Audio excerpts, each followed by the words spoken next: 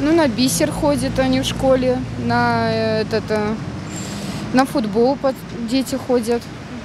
Татар ойынына бара, английский дерске бара, огрене, татар тіліне огрене. Ну, хожу на тайквондо, на футбол, на барабаны, на танцы, естественно. Что еще? И фортепиано. Ну, на внеурочной в школе, по математике, по русскому.